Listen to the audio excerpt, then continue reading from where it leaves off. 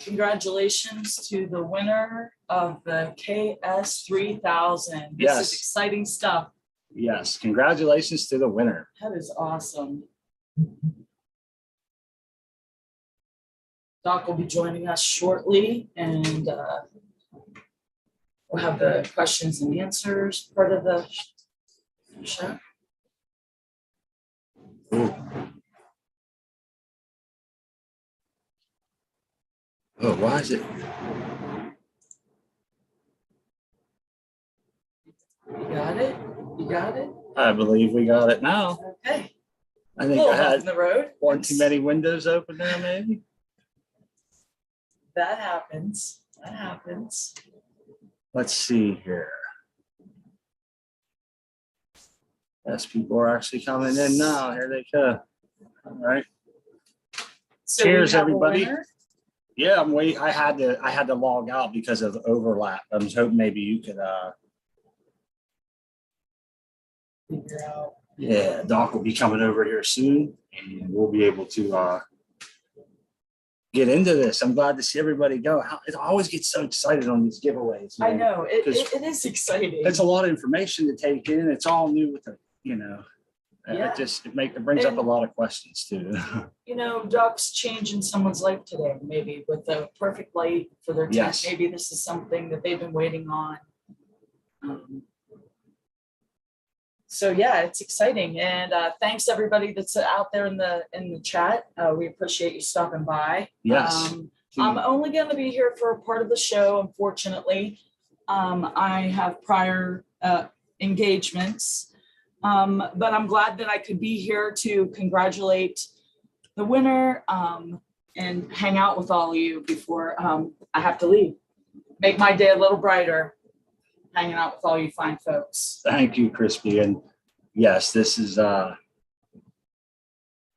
good time, and it's unfortunate you have to cut short, but we're happy that you're here now and that you're able to get us started. And hey guys, I'm here. I'm just struggling with, we haven't figured out who won. Oh, I kind of figured, Doc. Okay. Do you need me to oh man, okay. Hopefully our chatter in the background isn't distracting. Hold on. Yeah. I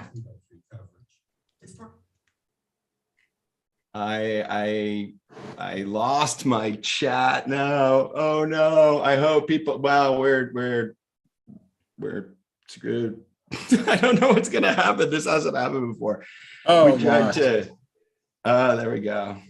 I just know everything's gonna work out. I feel Yeah, we're trying to get either Christopher Granier or Dylan, who was the first winner, but both the first winner and the second winner weren't there to sort of claim the prize. Their prize. Yeah, and I'm not entirely sure what we're gonna do about this. And then my helpers sort of like weren't there, and I'm like, help! What's going on? Oh no, who's gonna win? But I guess it should have gone to a couple of people that bailed. So I don't know what we say about that. But let me see if they're figuring this out. You guys talk amongst yourselves for a second, okay? Sure, Doc. Yeah. Take your time, buddy. So the winning number was 906. 906. Do you want to tell everybody what you guessed, Crispy? I guessed 245, and you probably figured it out why. Hey, it was a good guess. It was a great guess. Hey, in Slot Poker, you want to tell them what you guessed? And, well, I guessed. You know what? I couldn't have guessed any further from the winning number because I guessed 032, and I went with the diodes are 301s or whatever, and I just had those numbers in my head, so I switched them up and added one. I don't know why. That was my plan. I guess there's no rhyme or reason there, but yes, I hope whoever won the light, I hope they stick around or get a hold of Doc and they get their fair share. I think we got to figure it out. So I think Christopher Granier, who guessed 915, I think. Wait, Jordan. Now maybe Dylan showed up. Uh-oh. It goes to the first person if they're there, correct? I mean, they have to get their chance, right? Yeah, it'll depend on when Dylan was able to claim it, but let me go back and chat with him for a second. Hold on. Take your time, Doc. It's important we figure this out before we move forward, obviously. And I see that I don't want to say the name wrong. He's in our chat here. Christopher Granier is in our chat. So just stick around here a little bit. And all right, we're trying to work this out, Christopher. Yeah, we got Dylan, the first winner, showed up, so we're trying to figure out when he showed up. But I'm not really running this part, so I'll let you know when I hear. Yeah, Dylan is in chat too. Dylan is there too? Yes. All right. So I just wanted to. Good. Well, they're both here then. We can get this figured out. And yeah. And I wanted to say, Puffy guessed the number. He went with that too. Great minds think alike. He went with what? The 245. Oh, did he really? Yeah. Cool. Yeah. Great minds think alike. Is that how you tag that? Well, Doc is always throwing a curveball in there. So Yeah, I know. You can never really, I know. It's pin it down. It can be But tough. that's what makes it interesting. You're all over the map. You never know where he's going to go. And speaking of maps, man, that light was incredible for a 3x3. the bar map. Yeah, I have a few questions here. I hope you're getting some questions ready for the good doctor about this light, about any other lights that you might have questions about. No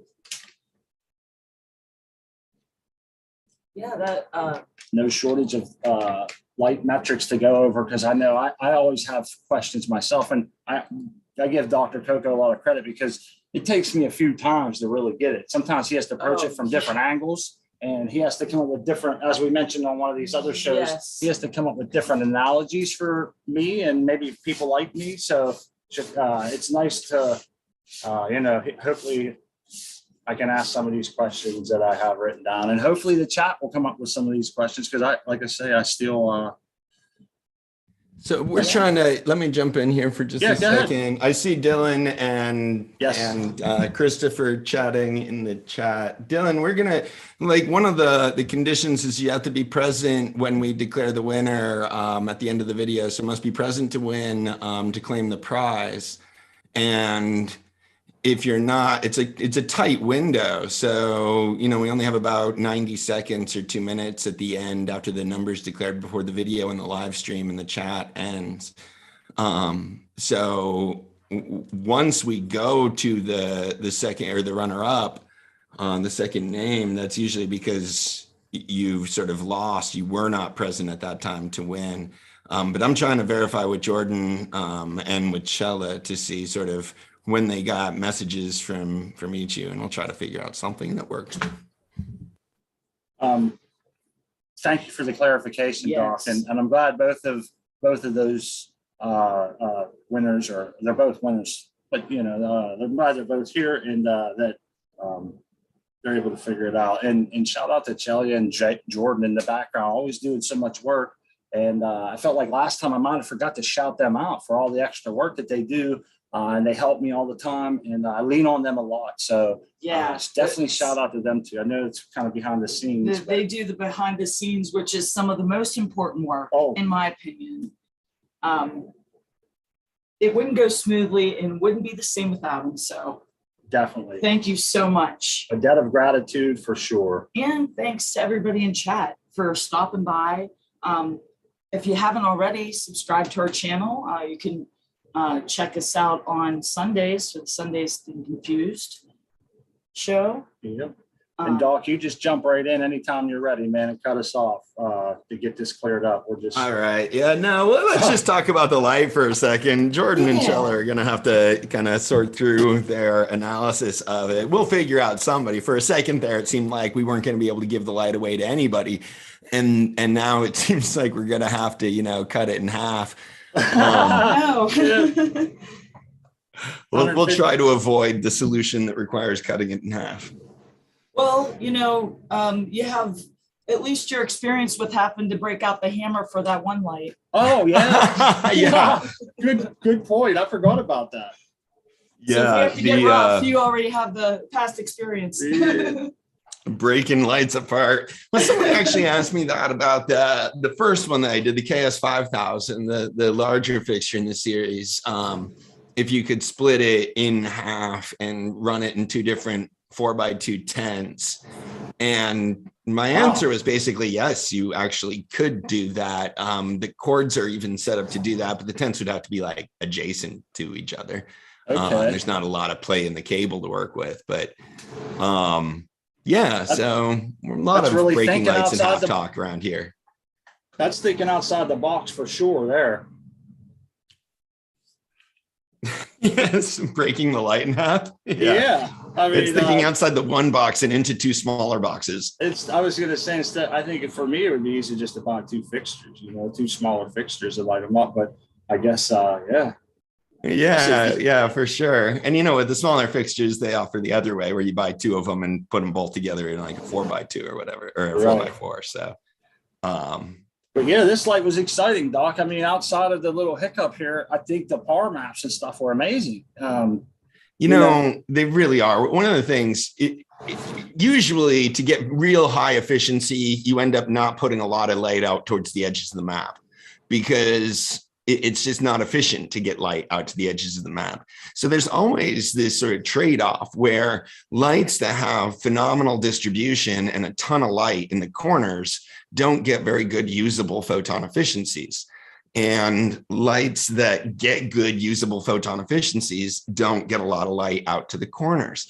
So it's really remarkable to get a light that sort of sets records in both directions, right? It was the best 3x3 power map in the corners by a shot and the best photon efficiency sort of by a shot. So like excelling in both of those directions at the same time is really tough to do. Yeah, and it seemed like I had this written down here for the hanging height. I like the hanging height being low and still being able to do that because that seems to be a lot of times like a home grower in a tent, vertically challenged a lot of times. By the time you have your exhaust and everything in there and your carbon filter, I know that's a lot of times my challenge is to get them up and then you have to try to worry about that. So to be able to snug your light down a little closer always gives you, and sometimes it's just that couple inches is all you need,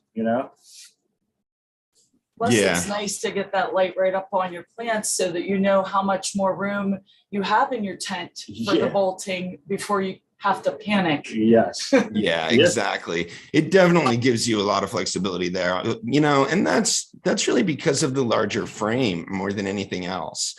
When the fixture itself is as large as the coverage area, then it can get really close. They can design them to get really close. But when you're expecting the fixture to cover sort of more territory than it itself covers, you have to have a higher hanging height to let the light spread out. So when I looked at this light, what I thought of was two things. There was the algorithmically placed diodes that you had mentioned, as well as I guess another part of that is the like you said, the large frame really puts those points of emissions out towards the ends where you need them the most, I guess. And when you combine the large frame with those diodes being at the end, it's an automatic win for this light. And it seems to be like it's almost common sense, but I'm thinking to myself, well, why didn't I think of this like a year ago? The larger frame. The larger frame, then the diodes at the end goes together, you know what I mean? Because you see that with like quantum boards, they'll put them at the ends. But I think we really see more of effect with that here on one of these lights because of it's so spread out and everybody wants those corners. That's what we're all striving to get. And to be able to get that at 8.5 inches in your little 3x3 tent, well, I shouldn't say little, but in a smaller area like that. I think that's a win for this light. And it's weird because you do say a lot of times like this is the best light, but that just shows you how fast the one overtakes the next and how things are catching on. Just it's exciting shit. I enjoy it. Yeah, exactly. I was just reading through some of the comments in chat. But yeah, thinking about that, and I love that about you, Smart, because you and I can have these sort of interesting conversations about how light works and thinking about hanging height and the way it distributes out and where to place the bars and where to place the diodes, and how all these different things sort of affect each other. Like the really low hanging height always helps efficiency because you're making sure that almost all the light gets down to the canopy. So that makes sense that with 8.5-inch hanging height, we had a really good efficiency, but getting the light out to the corners at 8.5 inches, I mean, that was my big thing with the Geek Beast Plus. It was really efficient, but you hung it so close to the canopy that like no light got out beyond the sort of outline of the fixture itself. And with this one, you know, the highest PPFD and ePPFD values were actually along the edges. Along the top and bottom edges, because there was a bar going like right above the center of those squares. Gotcha. Yeah. And that's just usually the fixtures are stepped in more. So they are only sort of getting, you know, that angled light out to the edges. All right. Yeah. Let me see if hey, let me take this second to tell everybody, well, to tell Smart and Crispy, first of all, thank you guys for hosting the live show. Sorry about sort of the bouncy start to the show there. Thank you everybody for joining us over here. If you're not already subscribed to Smart Poker's channel, be sure to do that. Hit the thumbs up there, everybody that's come over to watch Smart Poker's show. And yeah, I like doing this. I like having sort of the opportunity to talk a little bit more about the lights and answers people's sort of specific questions about them. For sure. And I wanted to say that I think there's going to be opportunities here coming in the future where you're going to be visiting some of our other Gromies channels. And I would encourage everybody in the chat to look forward to those and pay attention to Doc and everybody sharing those lives. And it'll be fun to go around. Like Gigi's coming up here tomorrow, I believe. With the and I think a few other people are going to get into doing some of these, so it's nice to see. Yeah, let me tease that show with Gigi tomorrow a little bit. Yeah. And we're going to be talking about CO2 in that show, and like when to use it, how to effectively use it, when you shouldn't use it, different sources of it, sort of PPFD relationships to CO2, all of those kind of CO2 questions. It's going to be a live show, so you can ask questions in the chat and kind of follow along. But I'm really excited about it. I've never done a show sort of specifically focused on CO2 before. And a lot of growers ask me questions about it, you know, pertaining to lighting and thinking about how to set up their lights and how much light they need and whether or not they'll benefit from CO2. So I think, you know, if you have those questions, be sure to head on over to the Hemp with Gigi Sunday show tomorrow. And yeah, check that out. So I'm getting my times all scrambled again. The Hemp with Gigi show is at 4. That's after your show, right? Yes. Yep. It's at 4 Eastern Standard Time. And sometimes GG does start at 4:20. So you want to pay attention. Sometimes there's a difference there. Last week she started at 4:20. Yes. So yeah, definitely check out those times. There you go. Yeah. So 4 Eastern, 1 p.m. Pacific. I think we'll start on time tomorrow. But yeah. And I also wanted to mention real quick, Doc, a couple other things since we got people's attention here early on is the Grower Love giveaway and stuff. Is that something you want to shout out now? Or absolutely. Let's do a little promo for the Grower Love giveaway. Yeah, I mean, go for it. It's exciting, man. The Grower Love giveaway. It's the Chilled Growcraft Ultrax 3. And every week you can go sign up on the deals and discounts page. There's buku chances to win here. You're going to get a bunch for following people and for signing up for the newsletter, and it's a ton of fun. You'll get to meet some great Gromies through this process and see their different channels and stuff. And every week there's more added, and I believe it goes off really soon. I want to say tomorrow. Yeah, the 20th. Yeah, tomorrow. So you can go get in there at the last minute here and get a good chance. And Doc's been adding every week to it, and we just we've been trying to push that. We think it's a great thing, the Grower Love giveaway, Doc, and we try to make sure that everybody gets a hand in on that. Yeah, it's such a sweet light that we were able to do this time. You grew with that light, Smart, so you know better than sort of anybody about the Chilled Ultra. Yes, lots of diodes, man. Lots of red diodes too. Lots of diodes, an insane number of diodes. I can't remember the number off my head, but it was more diodes than any other fixture I've ever tested by like a shot. and like just blew all the numbers out of the water. That is the reason that I have to now say, like, among production model fixtures that I've tested, because including that chone fixture in there is sort of, I mean, it beat everybody else by 0.3 in efficiency. Is like 2.79 or something. So yeah, an insane. It's an expensive fixture to buy. So for someone to be able to win that, I think it's over $1,500. Yeah, to have that opportunity, I think it's a good chance. I encourage everybody to go check that out and keep an eye on that grower love. It's not going to be over tomorrow. It's just morphing into different things here. It seems like, No, we're gonna put up the next prize tomorrow for sort of the next round of the grower love giveaway. And let me tell you, the next prize is going to get as much attention as the current prize. So that's exciting. The next prize is another really, really sweet prize. So yeah, get used to checking the deals and discounts page for the grower love giveaway on Coco for Cannabis. Yes. And one last thing before we jump back into this light talk was I came across something there that I thought was pretty interesting and a good format, which was Chad Westport. You recently did a quick little thing. It's a 10-minute. It's called, what was it called? Just One Thing. Just One Thing with Just Chad One Westport. Thing. Yeah, I want everybody to go check that out because I think what you mentioned was very important, especially in any grow, really. I don't think it's just specific to cocoa. So I would say that you did a great job. I think it's nice of you and of Chad and everybody that's involved in that whole thing to be bringing that to everybody. I enjoyed that. Great content, very easily to understand, that it's well put. Very well put indeed. Yeah, I really enjoyed the format.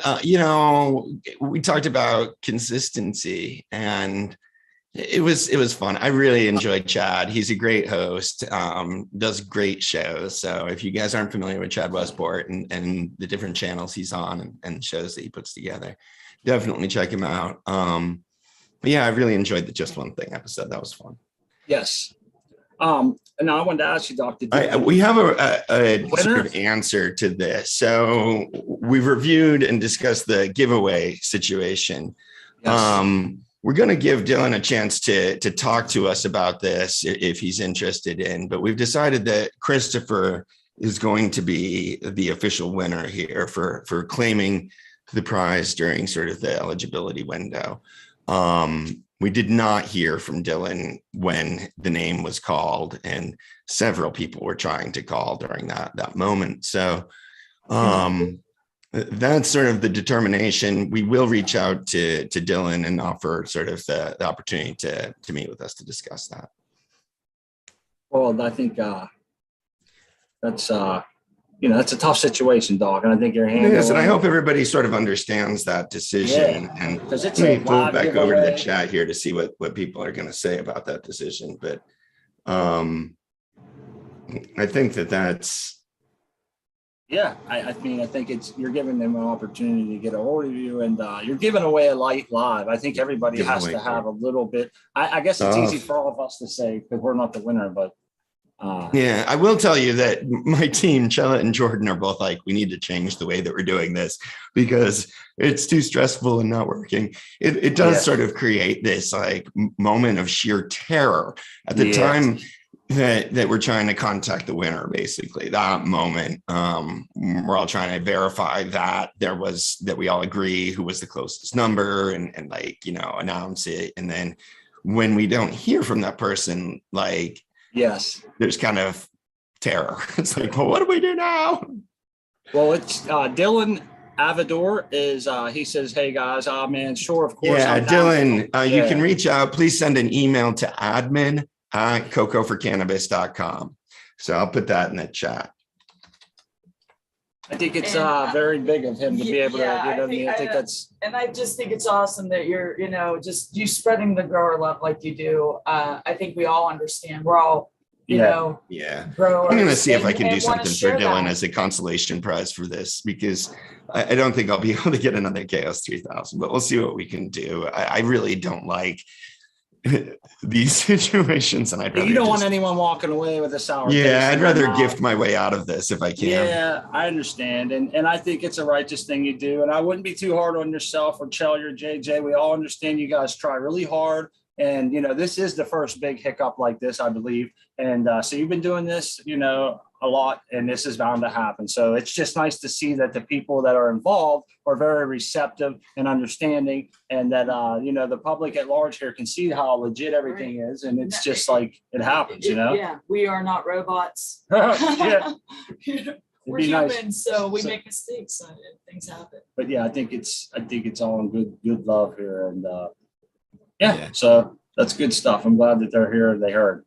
Yeah, and I'm glad everybody seems to be taking this well. Thank you to the community for your support, guys. I think everybody should know by now. We're just trying to do this the right way, right? And Right. trying to be as fair as possible and bring as many different people into the mix on this. And you know what? I think it's wonderful that you continue giving these opportunities. People will be able to have more opportunities in the future to win lights because you're going to be giving more away. So if they didn't win today, stay tuned, folks, because there's going to be many more chances. That's right. And you got the strain review at Cocoa for Cannabis, the Grower Love giveaway that we mentioned.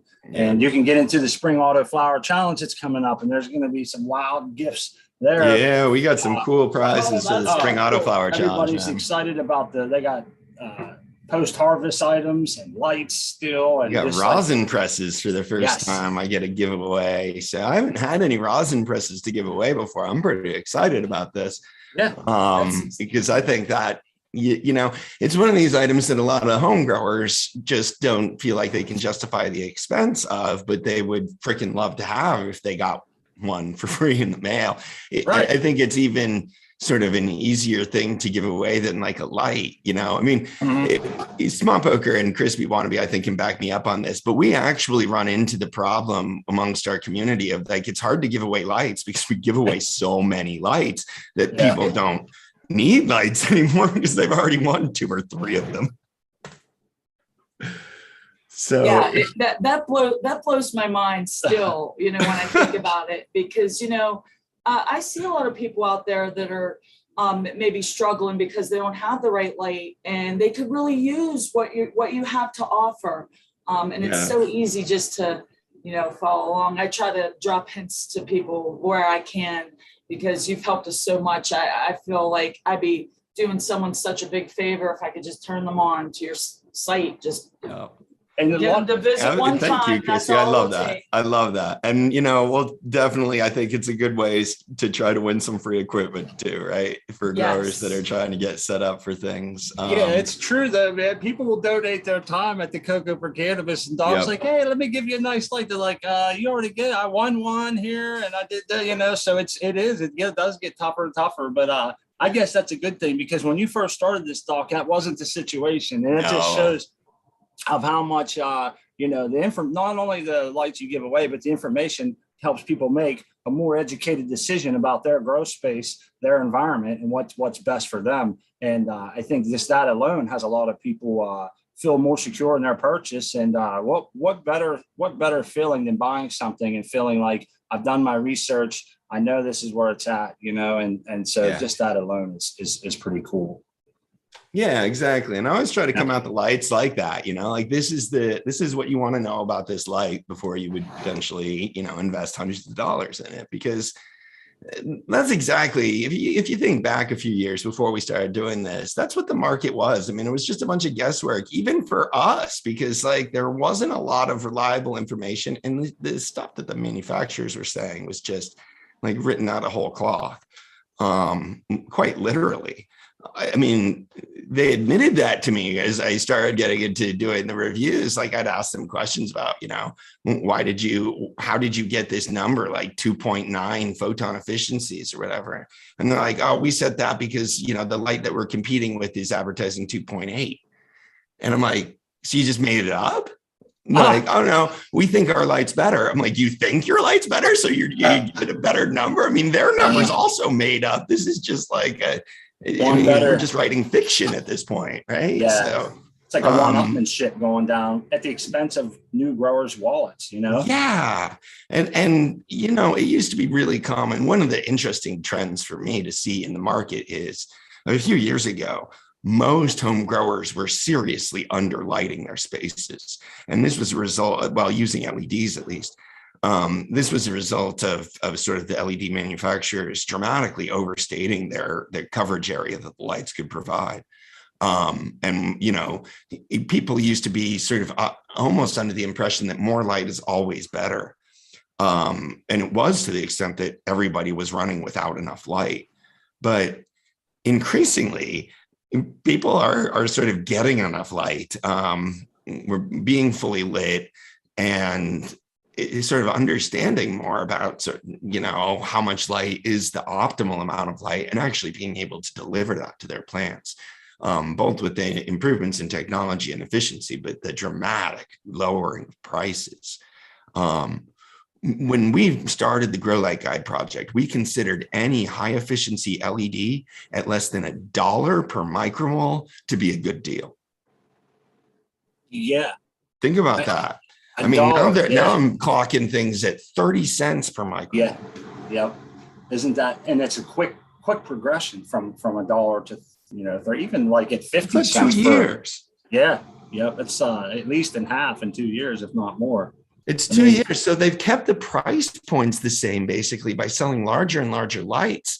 So, you know, if you look at how manufacturers have been marketing their lights, they used to market like, you know, $300 lights for 3x3 coverage, but they were actually only able to cover like 1.5 feet by 1.5 feet. Now they're still marketing like $300 lights for 3x3 coverage, but those lights are able to actually cover that space. That's been sort of a big trend. So they're keeping the price points at the advertised coverage areas almost sort of the same, but you're getting a lot more than you used to. Yeah, it's amazing to see that progression so fast. I don't know if you saw any, if you were done with your thought there. I had one question written down here. I didn't know if we had a couple in the chat. There's been questions in chat I haven't been totally keeping up with. I don't know if anybody. Me neither. I see somebody talking about the Photon app. I actually talk about this in another show that I did recently that was kind of cool. Oh, now I'm drawing a blank on the name of that show. What was that other show? Did you see that, Smart? I'm not sure if I saw it. It wasn't the Green Table, was it? No, it was No. Oh boy. I'm not sure, Doc. I'm not even sure if I listened to that one. I might have missed one. I did want to say this real quick while you're thinking is Photosynthetic. And that was from my memory. Okay. Staring sort of up, you know, how you look up in your brain when you're trying to remember things. Photosynthetic. A couple vapes deep in by now. I'm sure yeah, he does this series called Meet the Grower. Cool guy, actually. I like him. He's from Canada.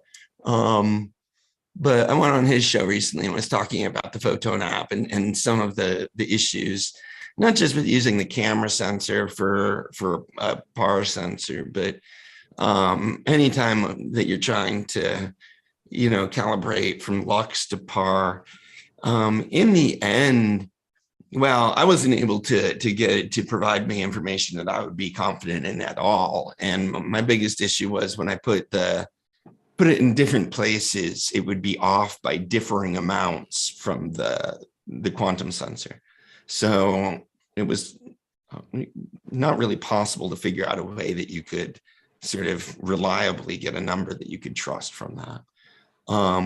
I really believe, a lot of people ask me this, I really believe in my own garden practice, you know, running your lights based on PAR map data, not trying to measure the light in your space. I mean, if you have a giant room, like a commercial operation, then you can wander around there with a sensor and get fairly accurate readings. But in a tent, it's really, really tough to get an accurate reading in ideal conditions. You can't be doing it with the door open or yourself inside the space or any of those things, because you'll really affect the lighting conditions and the way light's operating in that space. You'll be absorbing and standing in the way of a lot of photons. That's how I measure, Doc. Thanks. No, that is how I open my door up and stick it in there. I try to stay out of the way sometimes, but Yeah. You're right. And, I'm trying to get a roundabout, and I noticed something. If I can't hold my meter still, it's really hard to hold it still. It runs Yeah. around, Yeah, I move it get up or down an inch and see what happens to the values.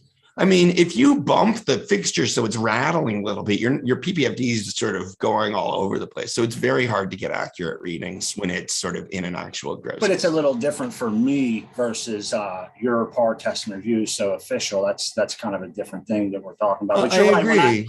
When I have the door open, I kind of think in the back of my head, I know I'm getting losses. It's weird. I sometimes wait for someone to tell me on my videos that you can't trust that reading because the door's not closed. So I always think like if it's 750, when I shut the door, I assume it goes up maybe 50 or something, somewhat anyhow.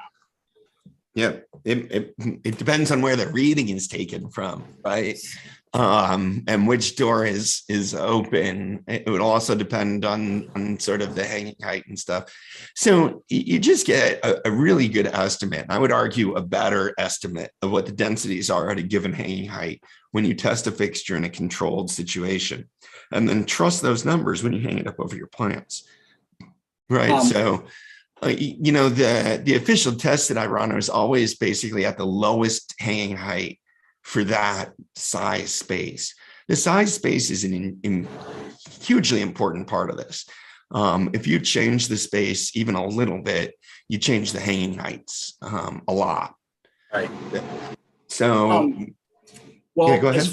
As far as the question was about the phone app, I just wanted to mention that I recently came across something I was watching, and I can't quote it exactly, but it was Dr. Bruce Bugbee, another person much as yourself, who I respect highly, and I find easy to learn from.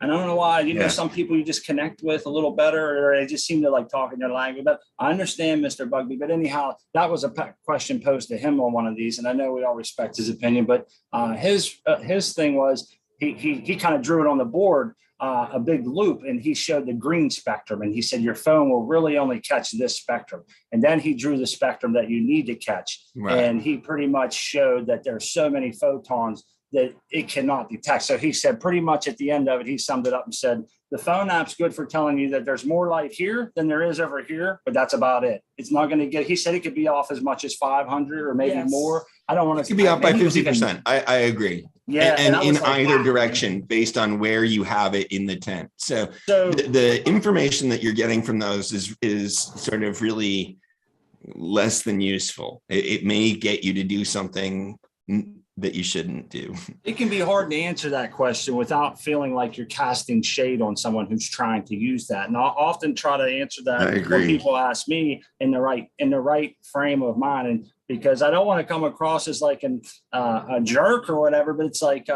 you can kind of use that, I guess. But at that point, you're almost just as good with the old fashioned back of your hand. I feel, you're going to get more here than there or whatever. But I always try to tell people, I know I've said this before, if you're buying these apps, if they're not free, I think the better route to go at this point in time, there's so many people that have reviewed lights like yourself, Migro, and some other people that seem to be very respected amongst the community.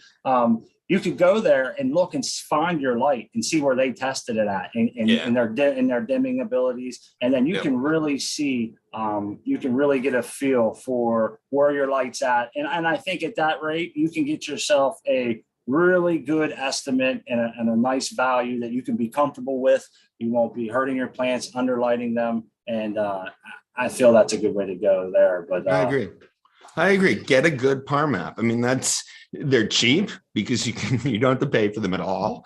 You just need to make sure that they're a good par map. So you want it set up with reflective walls and a non-reflective floor in the space that you intend to hang the fixture.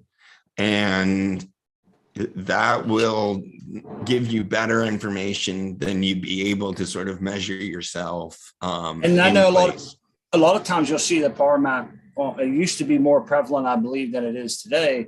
Would be with the PPFD expressed right in the middle first, and then going out from there incrementally towards the edges, and it looks like an X in there versus like a map that you would create. Remember, you know what I mean? And those can be those are fine to sort of gauge the distribution of light, but you cannot use those maps to ascertain the average PPFD. So because it's not a good sampling frame to determine the average. Gotcha. And since you can't determine the average, then you can't determine the usable ppf, you can't determine the photon efficiency. All of those measures are based on being able to develop an accurate average ppfd. I've thought about how to construct a sampling frame and how to effectively sample in that frame probably more than most people. So I have a question here, Doc. It's on the back, and if we're done, if you're done with that phone app subject, we can move on here. I have a question. Yeah, we don't need to throw more shade at it. I would say if you are using one, be profoundly skeptical of it, and Yes. don't trust anything that it says over other sort of, common sense or and I think published maps and stuff like that. If they're charging, $10-20 for this app or something, I'd be weary versus, like I said, trying to dig up some information online. But this is a good question here, and it's something that I've honestly haven't thought of. I'm not sure if I've ever asked you this personally or not, but back at 3:32, about a half hour ago, a person, ME, said, Dr. Coker, is there anything you would add or improve if you designed a light? And I think it's a good question. As many lights as you've tested, as many lights as you've had your hand on, I wonder, is there anything that you think of it, or maybe this is something you don't want to release, but I'm curious if there's something that you think will be, or maybe something that could be a change you're looking forward to in the future. Yeah, there used to be a lot of these damn ideas that keep coming out, or things that I've thought about doing before, and then companies come out with them. I mean, I was thinking about and talking about spacing the bars further away from the middle before companies started doing that, thinking about distributing the diodes away from the middle like that. And now everybody is kind of doing those things. I like some of the features of, like, one of the downsides of the way the light's distributed from the LED bar fixtures is there's always an unevenness along the sides that are sort of along the broad edge of the bar versus the sides that are on the ends of the bars. Like the square shaped fixtures kind of fix that. But like the SQ3000 or exactly. But I don't think that they're very effective at larger scales because, well, at least a lot of the current designs are fixed forms. They don't fold or come apart or something that would make shipping a larger fixture like that possible. There's different things like that, but I am thinking that it's better if you don't have all the bars going parallel to each other. And there's some more specific things that I like. There's so many designs out there now too, like the movable bars, removable. Well, thinking bars. about power and diodes and thinking about sort of operating conditions, longevity as well. Like, do you really want to design a light that's going to be driven at 100% power out of the box? Had an interesting conversation with the manufacturer of the next light that I'm doing, the Atrium light that I've teased for a while now, but the inventory never came in. So I think the inventory is coming in like in a week and a half, and I'm planning to do this video in 2 weeks. No, I forgot what the hell I was talking about. Yeah, you squirreled out on it. That's all right. I squirreled out on you. That's all right. I wanted to go ahead, take a second here to say thanks to the chat, man. The chat's rumbling still. A lot of our friends here. And I just, that's what this is all about, to get the chat. The amount of power. I'm back. I caught my train. My train did a little loop and it came back and picked me up, my runaway mine train. So the amount of power, I was talking to them about that because this fixture really kind of, it kind of blows away the 4x2 space, and my big comments back, not unlike this one, but my big comment back on that was sort of like, well, the best thing I like about this fixture is the par map. But it's really almost more light than you need in a 4x2 space. And his response was like, yeah, we kind of wanted to give more than you would need. You don't have to run the light at 100% power all the time. I think that that's an interesting and attractive answer for a lot of reasons. It will require another sort of shift in the way that consumers think about lights, because I think most consumers want to buy sort of as much light as they need, not sort of buy 10% or 20% more light than they need. But it certainly would stretch out the longevity of the fixture. It'd allow you to be able to maintain the same PPFDs across a much longer stretch of time as the efficiency of the diodes decreased. You could increase the power. It improves efficiency at the lower operating temperature and frees you up to do other kinds of things, run it at different hanging heights, even potentially at different coverage areas if you want to. So thinking about that, how do we effectively match the power to the size? And then how do you effectively match the form factor to the size? And then, where do you invest in terms of efficiency and not? It would always be more efficient to just keep throwing more diodes into a fixture. But at what point does that sort of not become worth the costs? So there's a lot of details to think through. And I always think some things about different fixtures could be adjusted in one way or another along the margins there. But there's been some pretty sweet fixtures coming out with a lot of cool innovations. And overall, I'm pretty impressed. Some of your ideas, I'm sure, would be hard to, once you implemented them, it would be hard to portray it maybe to most customers how it's been improved. It's easier to say, look, there's a bar at the end versus different things. So, and then another thing I wanted to mention was consumer education is a huge part of that. And grow light companies were taking such advantage of the fact that consumers weren't educated because they could just make stuff up, like we were talking about earlier. I mean, nobody knew how to verify those claims. But yeah, if you want to actually take customers with you for performance gains, you need to educate them.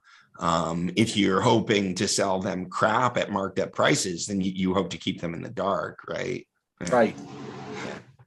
And I think one other point that you mentioned that I've noticed myself was before it seemed like a lot of people were underlit, and now, as you mentioned, a lot of people or have the capabilities to be overlit and are dimming a lot. You know what I mean? So it's like from one swing to the other. And now it seems like a lot of people are overlit or want to be overlit. That never used to be the case. That literally never used to be the case. I mean, I like to free up electricity for other stuff, humidifiers, dehumidifiers. I think that helps me a lot to be able to run. But I have I'm not sure how long you plan on staying around, Doc. I do have a couple questions here. They're kind of nerdy deep divers. Let's do it.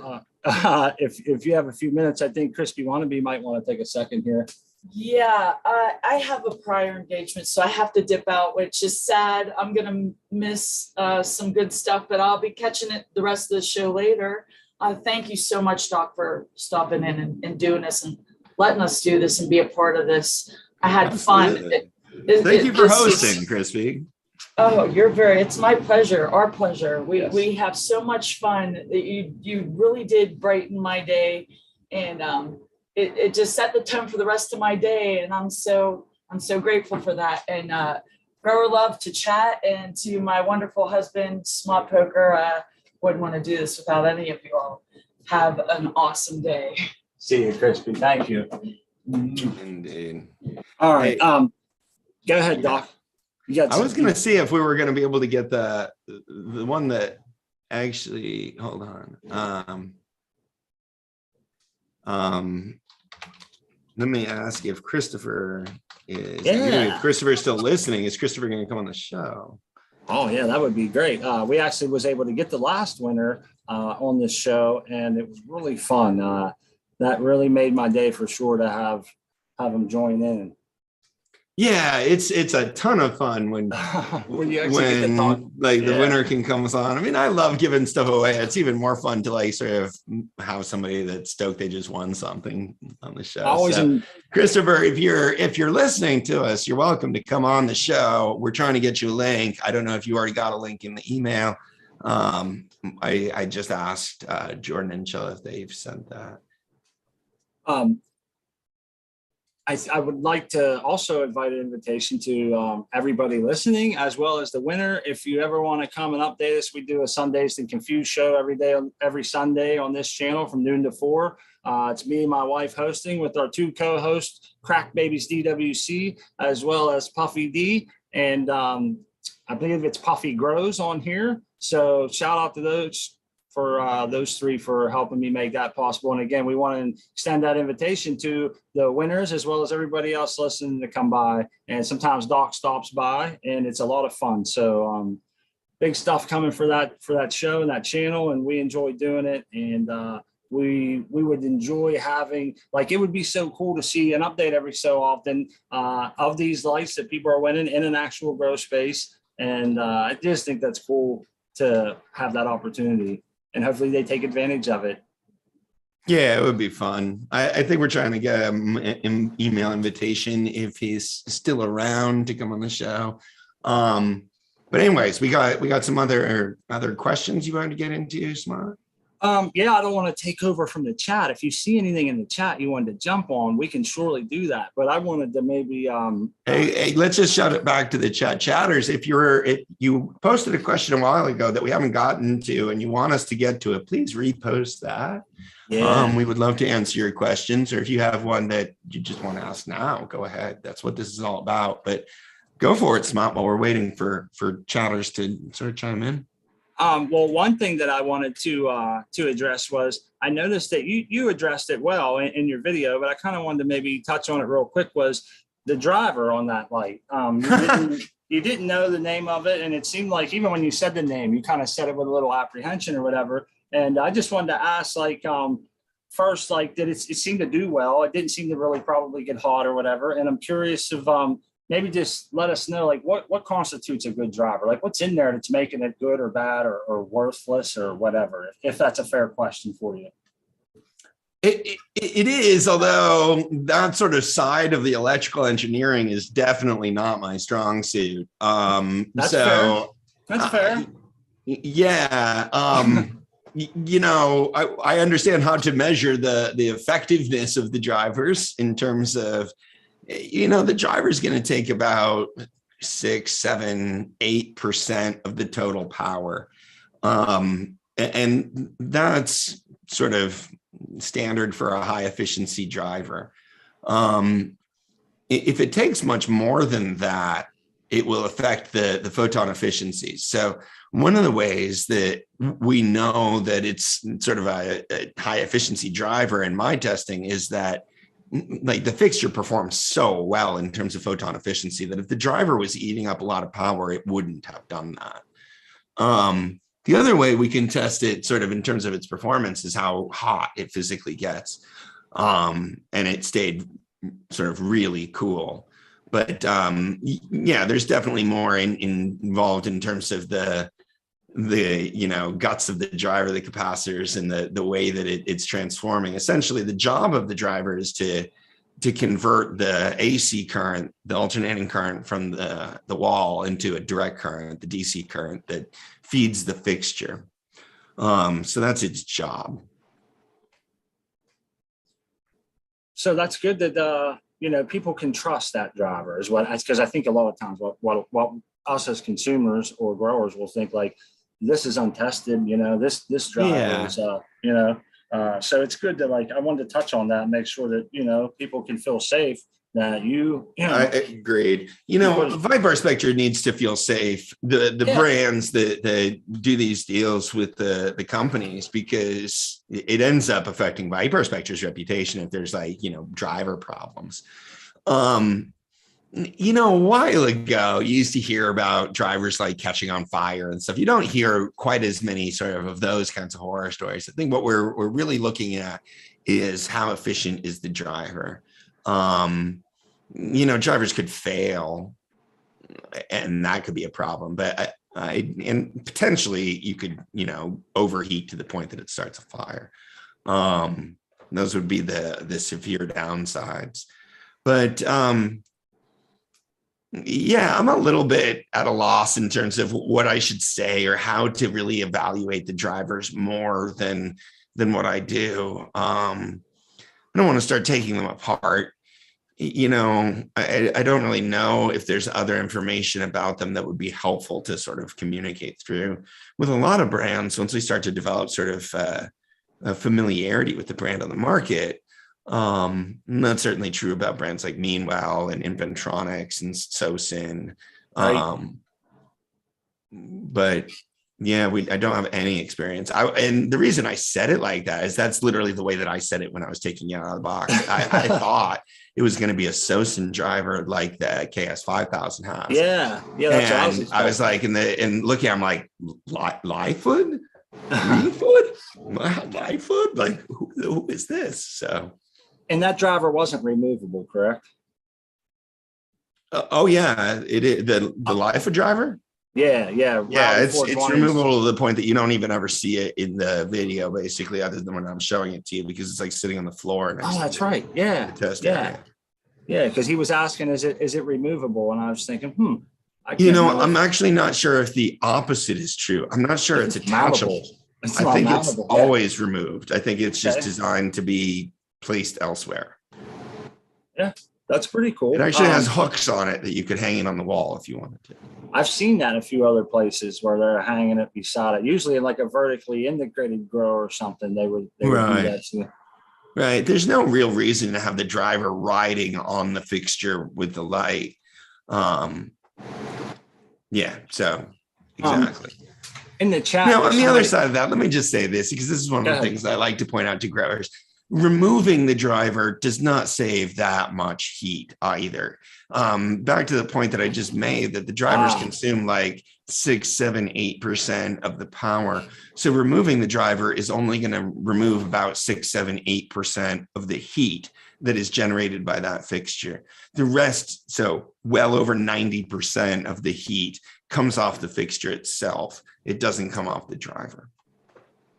It helps a little bit at the margins, but it's not like most of the heat being removed from the grow space. I think a lot of growers think it's more than it actually is.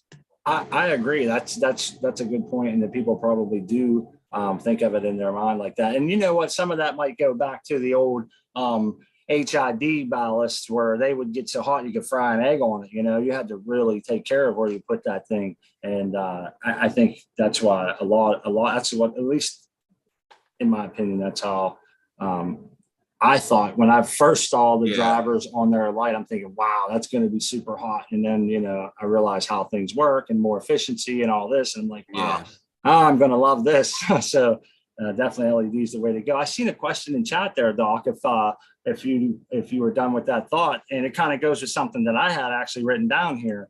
And that's about color temperature in these lights. We hear a lot about 3,700 and 5,000 K and all these 3,000 K and 5,000 K usually. Yeah. And I think for 3,500 some people use, but yeah. And when I used to have my T5s, I think we had 6,500s in there as well. And it was there was different spectrums. So I guess I'm not sure exactly. Did you use the 6,500s for like veg growth, or? Yes. Some people prefer that for seedlings, because that's like there's not a lot of red in that spectrum. I had one red bulb and 3 blue ones in there. Is how I did mine. It was was it 3,400 K maybe? And then it was I can't remember. Yeah, it's much softer. Yeah, softer basically means it has more red in it. I mean, we're kind of switching from indoor lighting understanding of color to spectral output up against the sort of McCree curve understanding of color. I feel like that red bulb might have now helped with less stretch on my young plants. It's just when I always used it. The red would have contributed to more stretch. More stretch. Okay. Right. So growers often would use a bluer spectrum during veg growth to reduce stretch, basically. Reduce stretch. Yeah, I'm sorry, I had that backwards there. So we had the 3 in there, and then the one red one. So the one red one would have been helping them stretch out a little bit. But I see now, like on your seedling light, you had an all red seedling light. Yeah. See, we're basically going a lot of the signs are going in the opposite direction with it now, which is like provide some red. It really helps germination. It helps early growth. both above and below ground. So, you know, it's funny to me. A lot of growers sort of like fight against stretch or stem elongation or like other things that are often just growth, right? Like you don't want to limit growth. You do. There's definitely the bad kind of growth where you're stretching out looking for light. But like other than that, I kind of think about stretching as long as you're providing adequate light. That's the plant sort of, you know, feeling its legs. It's enjoying that and growing well. So this comes up more as an issue for me when people do all this stuff to sort of limit the flowering bolt, what we call now, right? That stretch. Yeah. And they're like, I'm like, why do you want to limit this? This is your plant's growing. I mean, we're gardeners. It should be fantastic that your plants are excited to grow so quickly, you know, maybe better planning, but yeah. This is why it's nice to have a light like the KS3000 that you can put 8.5 inches above your plant. That way you can go ahead and let them bolt, get that healthy bolt going and still not run out of space. Because that's always my problem is space. And I worry because then you get to this position in your grow to where you say, all right, if I'm going to super crop, has to be now, because I get to a certain point where I don't really want to do it after a certain time, you know. And for me, that's like literally like only 20 days into flower, maybe not even that long. I don't want to do it much after 15, 20 days, just because I personally don't like to. I feel like it's too barky, it's too whatever. But anyhow, and then I get to, I don't know if it's going to stretch how much more, you know. I try to assume that I might know, but then some you know, I always try to think about like how the heads of the flowers are looking. I think that's one of the best indications. Yeah. Dr. Photon once asked me if they were like headed over yet or something or something. And by that, he meant like, you know, complete little flower balls at the top of the grow stems. And he figures there's only, you know, a few inches left after that point. Before they're like completely sort of headed up like that, then they'll just keep stretching. But yeah, having a light that you can get down to really tight clearances like that. You know, that's what I was saying in the video. I'm like, you know, during the grow, while the plants are growing, I'd run this thing higher. But once they stop growing, you can kind of creep it down onto them because you really can get pretty close. I know what you mean about that distinct look. I always tell people, I don't know if I say it looks like your buds are set. They've set the pom-poms at the top. Once they get that certain look to them, then it just kind of back builds. It kind of stops stretching. And that's when it's a big sigh of relief, man. And you're like, I think we're done here. You might get an inch or two after that, but that's about a wrap. And that's a good feeling, especially if you see some play in your light there. You know, you'll be able to, you know, either dim it and lower it or you know, raise it up and turn it up a little bit if that's the case, or however you need to. These are all good grower problems, though. You know what I mean? It's like running out of space because plants grow too much means you're doing a few things right, probably, right? I mean, maybe you like overdid it in like the number of plants or the amount of time you had them in veg or something, but like getting big plants that fill the space is everybody's goal. So these are good problems to have. Yep. Just keep the mold back and enjoy the ride, right? yeah. Keep the mold back for sure. That definitely becomes a problem growers need to be aware of more as they, you know, fill in a really dense canopy. They look gorgeous, right? When you see pictures of like just all these giant colas stacked together really closely. But yeah, you do need to be aware that you could lose the whole thing pretty quick like that too. Well, it's 4:19. I'd like to take a minute to pause for the cause and tell everybody in the chat that we love you and we appreciate you. Please like and subscribe. And if you're not subscribed to Dr. Coco, I don't know why. You should go over and do that as well and like his recent video, leave a comment, and you know, we enjoy your company and thank you for being here. And I know I speak for everybody. Definitely like and subscribe to the Smart Poker YouTube channel. And let me do a little pitch for your Sunday show too. They do the Sundays and Confused show every Sunday morning. That's coming up tomorrow morning. You got anything special for tomorrow's show, Smart? Not really tomorrow's show, but we do have a organic episode coming up. And it was put together by our co-host, Mr. Puffy D's, Puffy Grows. He did all the legwork, so I want to make sure he gets a lot of credit for this. And he's got a couple organic growers going on. I think I'm safe to announce it, so I'm going to say it. It's Smalley's Garden as well as the American one. And shout out to those guys. I believe it's going to be on the 27th. Oh, I thought I saw the American one here. Yeah, and so hopefully I'm not stealing any thunder here. I want to make sure that Puffy gets his credit for setting all that up. He's a wonderful co-host as well as Crack Babies and my wife. Behind the scenes, they do so much. They've helped me set up all this stuff as well as you, Doc, on some of this. So I always take the time to do that. But this is going to be fun because I grow in a lot of, I started out in soil and I didn't do that well. I switched to cocoa and then I found you, Doc, after I had a few tough times with the cocoa. And so I don't know as much about organic growing as I would like to. And so what I'd like to do is get some people on, answer a few questions. These guys have lots of experience, big grows, they're breeding, and they're just great sources of knowledge, as you well know. And they absolutely are. So we want to get these guys on there and we want to talk to them. So thank you for plugging this show. I'll shut up now so you can finish. But there's not tomorrow, but I believe that's the 27th, if I remember correctly. Yes. And it is, well, it's 9 a.m. to 1 p.m. for me. What is that for you guys? It's like noon to 4. Noon to 4. Yes, noon to 4 on Sundays. And that's going to be our final format. It's not your fault, Doc. We switched times a couple times.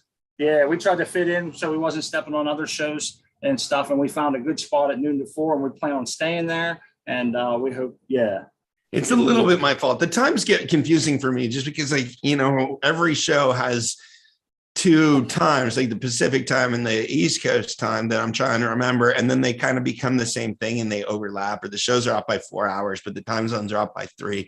And then I just always feel like I'm getting confused. And you have a lot of friends, Doc, a lot of people, a lot of shows. So, and that's a good thing. So, yeah, well, we got like back shows on Sunday now. So yeah, kind of filling that whole time. And so when you're not doing anything on Sundays, I, of course, do the Growing with My Fellow Growers show. I've been doing that every year it's been like 3 years now. Yeah, just past the 3 years. The last show was the 3-year mark. It's written on the calendar. 3 years we've been doing that show like every single Sunday. That's at 4 p.m. my time, 7 p.m. on the East Coast. And that's on the Cheap Home Grow YouTube channel. So if you guys don't know about that show, check that one out too. Yeah, and then again, I'll shout out the Hemp with Gigi show that we're doing tomorrow. That's going to be right after your show, Hemp with Gigi Sunday show. And I'm going to go on to talk about carbon dioxide and answer everybody's CO2 and growing questions. And that's a very noble, how do I say it? Not a noble gas, just kidding. It's a righteous path to go down because I think a lot of people get confused on CO2. I think I was always a believer in different things that, like you use in flour, and I don't want to get into anything here. We can save it all for tomorrow, but I see a lot of things going down. So I have a few questions that I want to pose tomorrow and bring with me in the chat. And I hope everybody will join us there because I like the fact that it's singular. You guys are pretty much diving right into that. And I like that kind of a show, it's dedicated. Yeah. And there's enough meat on the bone for sure. So we'll really get into it. I mean, I don't actually think we'll be able to discuss every single thing about CO2. So if you've got questions, be sure to show up and ask them. We'll try to get to all of the viewers' questions. I'm excited about it. One other thing I had written down here, and this is like self-serving. I hope I'm not missing anybody in the chat. I'm sitting here asking the questions that I had thought up, and I just kind of assumed that other people might be wondering these as well, So I noticed, if everybody doesn't know, there's a Cocoa for Cannabis Grow Light calculator. You can go there. Doc's made an algorithm. You put all your information in there, and bam. I'm not smart enough to know how it works. I just know how to put the numbers in and use and reiterate what it gives me. So that being said, I have a question here. When I noticed on this KS3000, you went ahead and put all the information into your calculator, and you got back a number of 2.21. I didn't write it down. I'm just going by memory. I think that was something like that for the efficiency. Yes, it would be important to go back and think about the photon number. I have my notes here. What was that photon number from the calculator? I hope I'm not losing everybody on my train of thought. 677. So the calculator estimated that 677 of the photons would reach the canopy. Okay.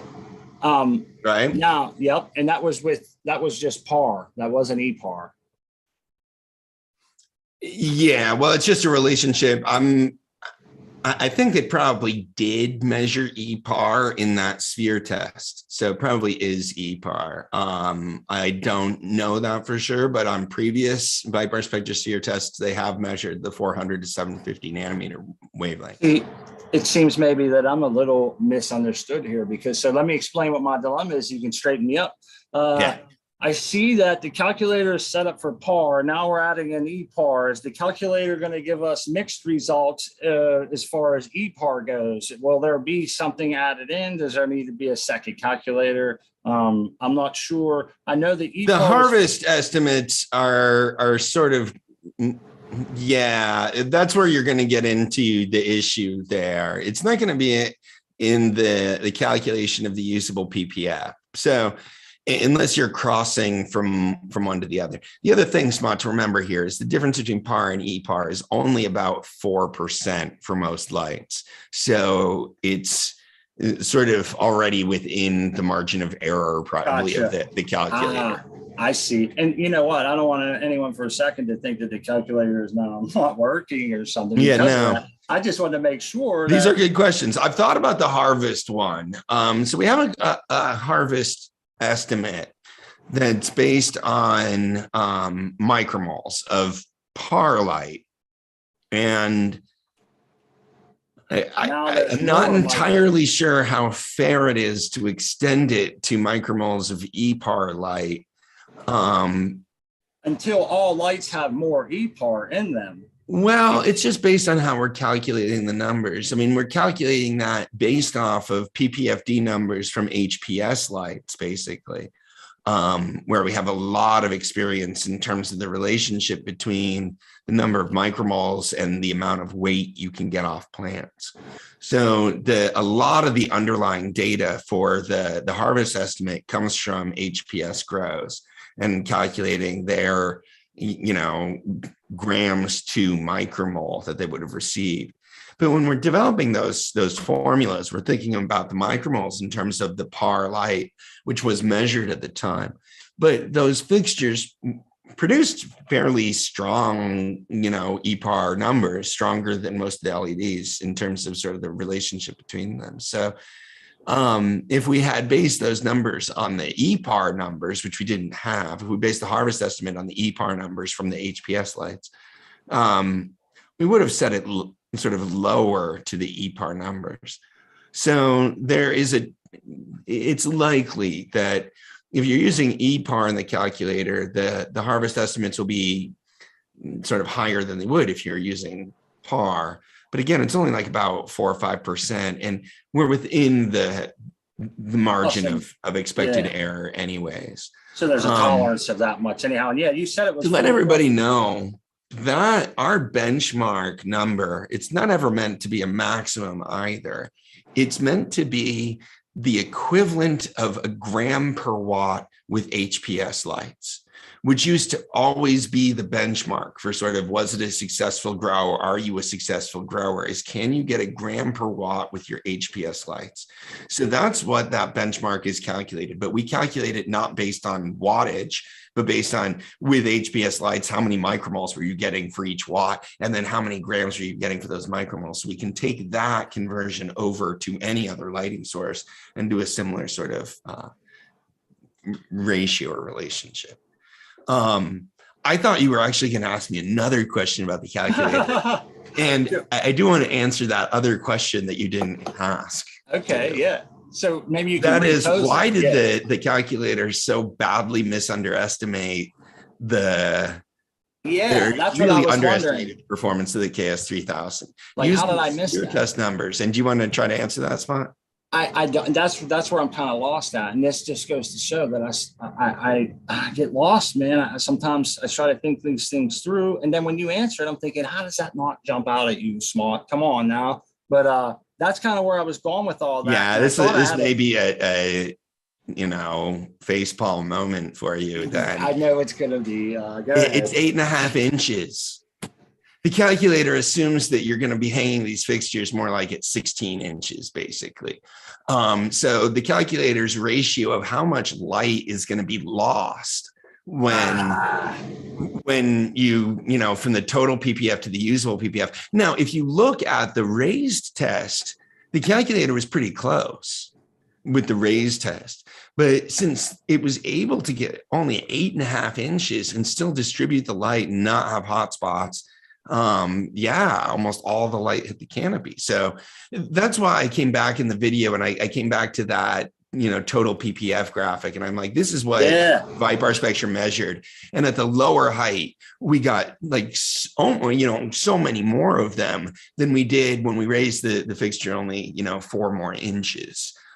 So that's really the answer. That's essentially the answer to how Viparspectra solved that other problem too, of like, how do you get good distribution without hurting your PPE values? It's getting that bigger frame that does the distribution so you can get the fixture so close to the canopy. Interestingly, and this is what Migro did with his light a few years ago too, when it first came out, he designed that thing to be running 6 inches above the canopy.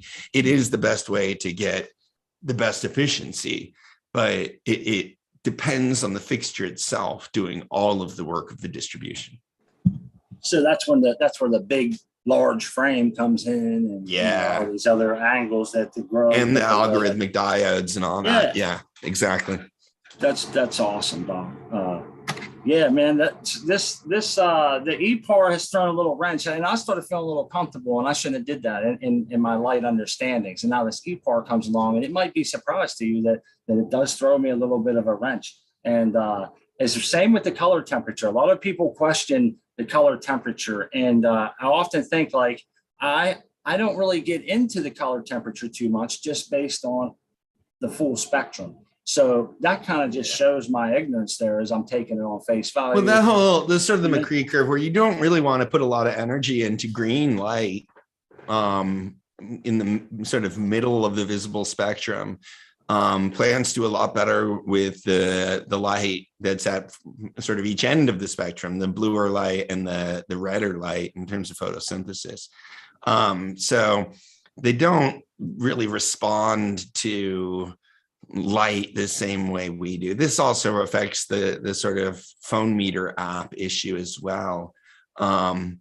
It's also, one of the interesting things about blurples is the blurples. Yeah, one of the interesting things about blurples is how much better they do in terms of PAR versus lux. Now, most full spectrum lights that we use, the numbers aren't that far off. The lux to PAR that you would with like an incandescent bulb, for example. But with the blurples, the PAR numbers were astronomical relative to the lux. The blurples don't actually put out that much light in terms of brightness. They put out a higher PAR compared to brightness, basically. And that's because they don't put any of the energy into the diodes, into the spectrum that we find sort of visually brightest to us. And plants don't. So plants find the red light to be the most efficient for what they use light for. And it's actually some of the least efficient light for visibility, what we use light for. Green and yellow lights are much better for visibility, but it's not nearly as good for photosynthesis. That's why it's always a challenge. The color temperature is basically refers to visible light. It's not really the best way to think about photons in PAR light, if that makes sense. I do realize that this is the way that manufacturers are describing their own products. It does. It makes sense. And, it's for me personally, I found that, right around 800 micromoles is about, my plants seem to grow best at that. So I'm assuming that that's, specific to my grow environment. But I know Specific probably to your CO2 concentration. Yeah, I was going to say, understand. I appreciate what I was going with is I appreciate you taking the time to answer these questions, to do these shows, and for me to be able to post these up for people to come back to and check and see if they can get a better understanding. Because I can say that just from the what you've taught me about light, it's helped my grow immensely as far as like burning buds and just like I just feel like my grows do much better and my plants struggle less. Yeah. And it doesn't, I didn't have to know everything, just as, you know, a roundabout metrics. You don't have to be totally a scientist, and I've proven that. So it's good to put this information out there, and I think it's a lot more sought after than it used to be at one time. Yeah, that's good. So yeah, I'm happy. I love the way the community is responding to it too. You know, as a professor, I love it when students like learning stuff. So it's always fun to teach stuff when your students are like all amped up for it. So yeah, I'm enjoying sort of that side of it. I want to get to a couple of these questions that just came. Yeah, I was just going to ask you if you could do that. Thank you, Doc. Thank you. Go ahead. Patrick Roebke asks about let's see, maybe this isn't really so much a question, but yeah, I'm going to agree with him that they add sort of the UV and the IR diodes don't really help much. They just confuse you. Most of the full spectrum grow lights that advertise UV and IR don't really invest in it. It's not going to be a significant percentage of the overall flux. It's there primarily to serve marketing purposes. So I hear growers oftentimes say, like, oh, I wish they put UV diodes, or I wish they put some IR diodes. Let me just address the IR diodes right now. Even lights that have IR diodes don't have more IR in oftentimes than lights that don't have IR diodes. Oftentimes they're just including, you know, a handful or like one or two IR diodes. And there's actually going to be more IR far red light coming off of the full spectrum diodes, which produce, you know, 3 to 5% of their energy in that wavelength anyway. So you don't need to, I mean, it's just a marketing thing to say that they have it. And UV light, it's not, to the extent that UV may be beneficial, it's beneficial for entirely different reasons than photosynthesis and growing plants. And so if you want to play around with it, but in a different fixture. It should be a different appliance. It does not need to be included in your full spectrum grow light. What we should be thinking about with the full spectrum grow lights is getting a good PAR or EPAR map, a density of that light that's driving photosynthesis.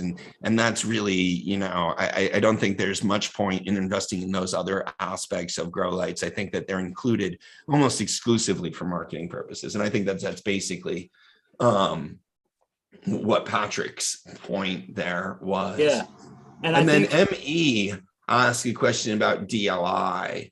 1212 at 1000 ppfd or 24 at 650 ppfd. You're right that they are the same, or they might be. I didn't actually run the numbers, but I'll trust you that those are the same DLI. DLI is not necessarily something that you have to be concerned about in that way, though. If those were the only two options, I would think that certainly the plant will be more efficient at 20 hours of lighting with 650 ppfd. It would produce more overall synthate if you did 20 hours at 1000 ppfd. So that's why the DLI doesn't sort of matter. There's not a 24-hour limit to the amount of light that your plant can get. There's only a second by second limit. Autos, one of the big advantages of growing autos is that you can extend the day length and as a result, increase the DLI during the flowering period. That allows you to deliver more energy to the plants, which allows them to grow more during that limited period of time. They get big. They definitely get big. Yeah. So those are a couple of questions I saw coming up. Peter brings up, like, he's got the UVB bulb from MyGrow. That's an option. Getting something like that sort of a second appliance, and you can turn it on and off as you want to, and you can move it around. You can do whatever you want with it. Having a handful or less UV diodes included into your large grow light is really not helping anything do anything. I've often heard you say, Doc, a couple of things actually. One is, new growers are your main focus. And two, you've always told me that flux should be our main concern as home growers. And I think that to keep it simple on lighting, that still stands true. And I think if you're a newer grower, this is just my opinion. If you're a newer grower, you should kind of just stick to the basics, the flux, and try to not really venture into UV and far reds just yet. Try to get the other aspects down first. Try to understand lighting a little better. Flux. So flux refers to like the photons traveling through space, right? Flux is the F in PPF. It's also the F in PPFD. But the PP is important there too. So flux refers to sort of the quantity, and then the PP is the photosynthetic photons, right? You can have flux, you have UV flux, for example. The number of photons in the UV range would be sort of the UVF, the UV flux. But that's not the sort of the range that we need. What we're thinking about between flux and spectrum, flux refers to quantity and spectrum really refers to quantity. Spectrum refers to quality. Those are the different characteristics of those photons, whereas flux refers to sort of just how many of them there are. But yeah, specifically it's the PPF, right? It's the photosynthetic photon flux, or the ePPF, the extended par photon flux. Which is photosynthetically active radiation, which is pretty much exactly. That's what we're looking for. And I see that people are still asking about the daily light integral, which is, I think I've heard you explain it simple for me before, it's a measure of light over the course of a 24-hour period, but it's not a prescription for how much your plant can handle over a 24-hour period. Right. Is that correct? There's no limit on the 24-hour cycle. It's not it's only limited to like sleep at the end of the day or something. Right. It's tired like your dog. The plant is limited on a second by second basis based on the availability of the elements that it needs in order to produce photosynthesis. So it's limited by, carbon dioxide, water, the nutrients, the light. As long as those things are in sort of the appropriate ratios, the plant can keep going. I wanted to see if I have this right then. So I hear a lot of people, I want to take this a step further. I hear a lot of people say like that my plant is now starting to droop. It has received its DLI for the day. And I want to say that that's wrong, that what's happening is that plants actually have what's called a circadian rhythm. So they know when the daylight's coming. They know when things are happening. They know when it's time to relax or whatever. Just like, they want to be a little shade avoidance or whatever. And they prepare for it. Like a long day like you would, So it's not that they've received their amount of prescription light that they can get for the day. It's just that they are a living, breathing thing and they relax, and that's their circadian rhythm. Is that correct, Doc? Yes, absolutely. And if you extended the light every day, the plant would adjust to that, and it would be drooping, at a new time every day. Right. Absolutely. One of the insights a professor said in class once was that plants evolved to survive darkness. They didn't. It's not that they enjoy darkness or that they even necessarily need darkness. They have to evolve a way to survive it. They have to store energy to be able to power themselves and sort of survive that period without light. And they do. They prepare for the dark period. They store energy. And studies have shown that at the end of their anticipated dark period, they have consumed 95% of the energy that was stored for that dark period. So plants figure out sort of the environment around them, and they've developed ways to do this. I think that that's been really helpful sort of insight for me in terms of thinking about how the plants respond to when you change the dark period on them. If you put the plants into the dark when they're not expecting it, that's stressful for plants. And if you extend the darkness longer than they were expecting it, that's also stressful for plants. And there's times that we have to do those things. So I try to do them sort of gradually when possible, but can't remember exactly how I got into this DLI. I guess somehow this is connected. I'm not entirely sure I'm gonna be able to connect this circle, but the plants drooping and all that, getting ready for night. Yeah, so they will droop. They're sort of in rhythm to the environment around them. Absolutely. What else we got for questions? Any chatters got any more questions? This show's gone pretty well. We've done almost 2 hours at this point. Yeah, I was going to say an hour and a half. We're rounding out. We got about another 15 minutes. Would be an even 2 hours since you started your show, and it has gone by fairly fast, hasn't it? And yeah, I've got some more understanding. I hope some other people have some more understanding here as well. With how all that works. I think asking a DLI. DLI is the count of photons received by a spot after 24 hours. It's basically PPFD is per second, and DLI is per 24 hours. So one way to measure DLI is just leave your PAR sensor there for a full 24 hours, count all the photons that would have hit it. Cool. There's a quick question here. It's a little bit other than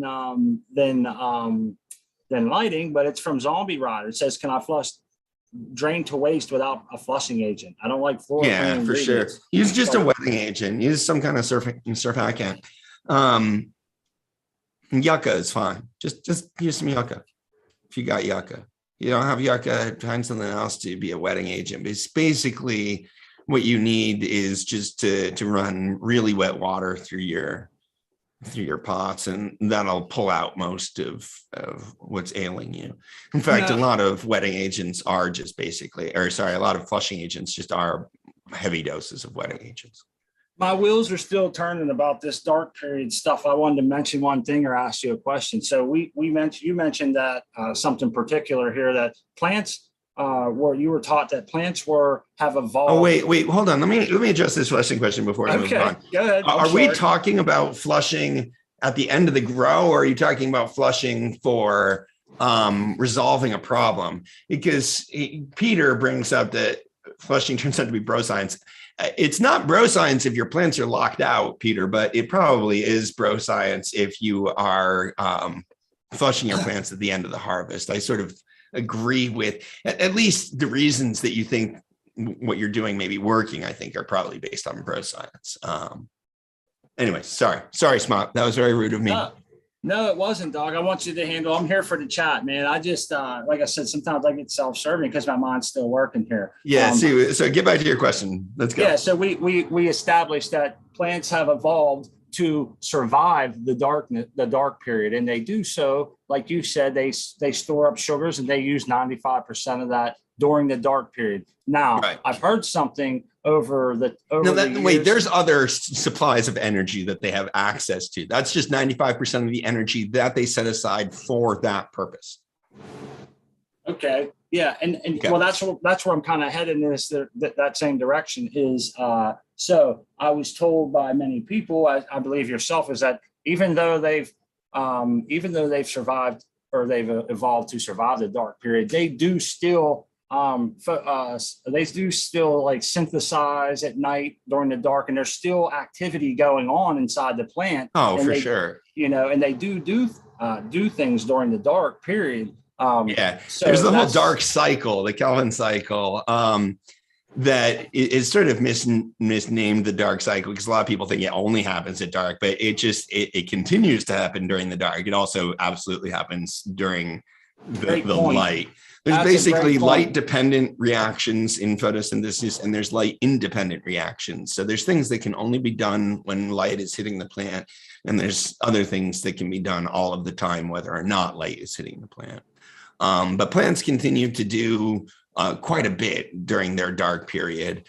And they certainly continue to, like, as you know, Spont, they continue to drink water and transpire that water and grow, as any grower that's sort of turned out the lights and come back the next day and see their plants shoot up a couple inches knows. They grow during the dark period. They do all sorts of things.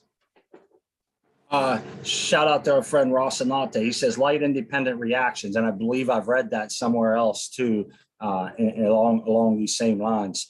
But yeah, it's been a great time with the chat. They've had some great questions, and Martin K has another quick one here, Doc. If we still got a few minutes, it says, "Is there any benefit to turning your lights down a bit for a day to simulate a cloudy day occasionally?" And I would like to extend that question, Doc, to you think it's behooves a grower to lower their PPFD, say at the end of the grow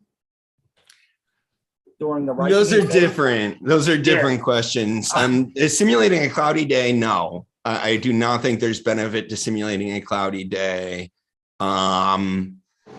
It sounds pretty arrogant, but like, we're trying to improve on sort of outdoor environments and sort of Mother Nature, right? It sounds arrogant to say we're trying to improve on Mother Nature, but we're trying to keep the conditions sort of as consistent as we can, and as ideal as we can for the plants. And, to the extent that we're able to pull that off, that's easier for them to grow big and fast and strong than it is when they face things out in the real world, like, deer and cloudy days and, stuff pressure like and yeah, exactly. Drought, stress, different things that they might, Right. So we don't, I don't think the goal is to mimic everything about outdoor growing and the indoor. The goal is to try to figure out how to optimize things. And a lot of that optimization for photosynthesis, and this gets back to my, just one thing episode that I did with Chad Westport, is consistency. Keep the plants inconsistent. Otherwise, they have to spend some portion of their energy adjusting to the change. And to the extent that they're spending energy adjusting to the change, they're not spending that energy growing. You don't necessarily see signs of plant symptoms or other things like that, but they're adjusting, they're sort of changing to different things. So they're not going to be as able to take off as well. And that's kind of the thing with the cloudy day, with the nutrient water and all the rest of that. In terms of lowering the PPFD at the end of the grow, there's another way we could sort of come at that theoretically, which is light has an antagonistic relationship with cannabinoids. This is one of the reasons that people have often thought that extending the darkness at the end of the harvest would be helpful, is that, when the lights are on, and this is why growers like store their bud in the dark, right? Because light will degrade the cannabinoids. So you could sort of come at it from that angle, but I don't think you're going to come up with sort of data to support the hypothesis that sort of lowering the light like that is going to make a tremendous impact. I do sort of think that if you're the type of grower that runs autos on really long day length, that it may be helpful for you to decrease the day length towards the end of the grow. But that's more like plant signaling than Gotcha. Photosynthesis stuff. Gotcha. There is the chat, wonderful chats. We've got some wonderful questions here. I think we can maybe combine these two into one if you don't mind, Doc. I know we're getting short on time here. Zombie Rider asks, that's a good question. How to manage par during flowering stage? Like how fast to go from say 500 to 900 par during flowering without CO2. And I like how he mentioned without CO2, but I was going to say, Tony B also has a little bit on that. New grower here. How much does adding CO2 bag to the tent help? And I want Tony B to tune in tomorrow to the Hemp with Chi Sunday show that I'm going to be doing, because we're going to be talking all about CO2 tomorrow, and we're going to be answering that exact question tomorrow. So I'm going to have to kind of like defer answering it now a little bit. I totally other than to that, tell Doc. Tony, you're not going to benefit your CO2 bag much at all if you're still running your exhaust fan. Past that, let's show up tomorrow. That's going to be Oh crap, here I go with the times again. It's It's 1 gonna be p.m. at my time, right? 4 p.m. Eastern 4 Standard p.m. Time. Eastern time on the Hemp with Hemp. Gigi channel. We're going to be doing a Yes. show dedicated to carbon dioxide. And I think that's as maybe we could jump on that other question real quick, which is part of like how fast to raise your micromoles. I get this question a lot from other growers just because we own a par meter and they want to know how fast we do it and where we're at different stages of growth. And I know how I always answer it, but they're here to talk to you, Doc. I want to see what you have to say. I'm fighting a troll now. Somebody just told me I had a troll and I'm fighting a troll. Give me a second. No, Give me a that's all right. second to do some battle with the troll. Does anybody have a special saber or something that I could use for this? Oh man, that's never a fun time, man. It's unfortunate that happens, especially for people who are only trying to do good in the community. And yeah, so please spread the news that this is a troll attacking my channel, and I'm not gonna contact you from some like, I don't know, random phone number and ask you to send money. That's never gonna be me. right. Yeah, definitely don't. They've do gone that. through, there's hundreds. Oh no, I'm getting to the bottom of it. Yeah, it's horrible, man. And every time you try to give something away, they jump on there and still Dr. Coco's picture and they act like he's him. So you won't get some creepy weirdo getting a hold of you. It'll be an actual person with an email, and you can make sure by messaging Dr. Coco on a separate platform if it makes you happy or anything like that. You should always do that. I think that's good practice for anybody that's running like an IG giveaway or anything like that. Contact that person on their official channel at their official name and make sure that you're dealing with the correct person. Go to Coco for Cannabis or go to or Instagram or some other place and get a hold of Dr. Coco and two just separate places. And, you should be communicating with somebody that has an email address at cocoforcannabis.com about our prices. But we never ask people to send money anyways. I mean, unless you want us to ship it to like, the Philippines or something like that. Right. But before we jump off, I do want to jump on this question. I didn't want to let them hang. And it's about Let's get the question. So how do you go? This is the question. When should you step up from par flowering stage? How do you go from say 500 to 900 par during flowering without CO2? And I don't do it during flowering. So this is the first thing. I ramp up to full PPFD during veg as the canopy fills in. And it's usually not well before the flip because I'm kind of flipping right about that time too. If anything, I'll ease off PPFD slightly. I usually don't. If anything, it's by raising the light up a little bit higher during the first week of 12/12. I don't usually dim it then, but I might give them a little bit more space between that and the light. And then, let them kind of grow back into that and keep them at sort of the maximum density throughout the rest of the grow. During the flowering stretch, it's tough. The flowering bolt, sorry, during the flowering bolt, it's tough because plants grow really fast. So it's always better to hang your lights a little bit higher at that time, especially now that everybody's got sort of enough light, or if you have enough light, you don't really have to be worried about sort of being right at the lowest hanging height possible. You can be 4, 5, 6 inches above that minimum hanging height and still be getting, really excellent light everywhere. And let them grow into that. The real answer to this is by the time plants have like 3, 4 nodes, by the time they get out of the seedling stage, they could handle a full dose of light. They don't need it at that, and they won't really grow that much faster. Giving them 1,000 versus giving them 500. They won't really grow that much faster ever, but certainly not in the veg stage. They're not really you're not gonna get much for that investment. And that's why we allow vegetative plants to be grown under lower densities, just because there's not a huge benefit from giving them the full density. But that's not to suggest that they couldn't handle it. They can handle it.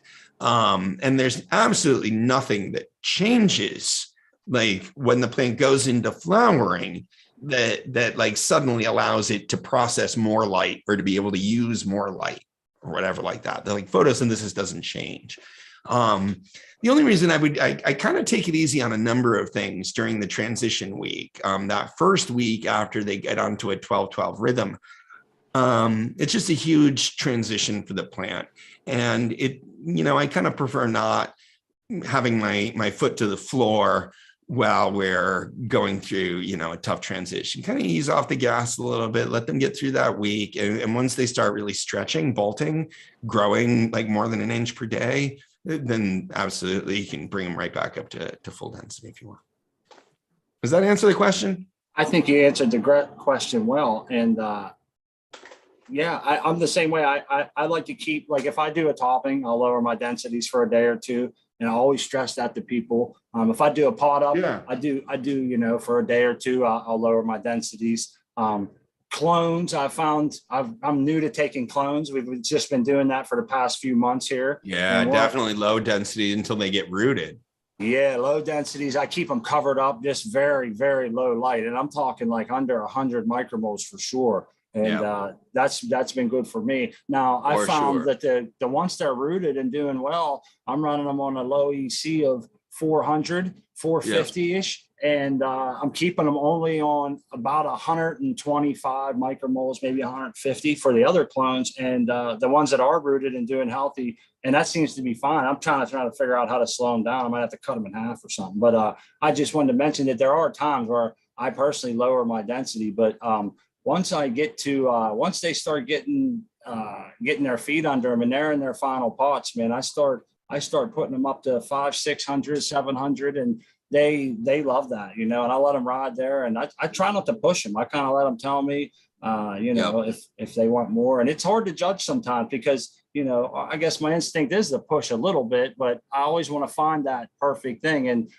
using that meter, it's really helped us. So I think there's times to dim and there's times to, kind of. There it is. It's helpful during those moments. I think you'll also be able to figure out your rhythm with any given appliance though too. And sort of, you can do it based on sort of formula without having the data feedback all the time. I hate to sort of feel like I'm pushing people to buy, $600-700 sensors. But yeah. I hear you, Smart. Yeah, no, that's cool. Doc, I'm glad we got to go over all this stuff. I'm glad that the chat was able to provide us with such awesome questions and stop by. Absolutely. Are there any final questions from the chat before we kind of wrap on this one?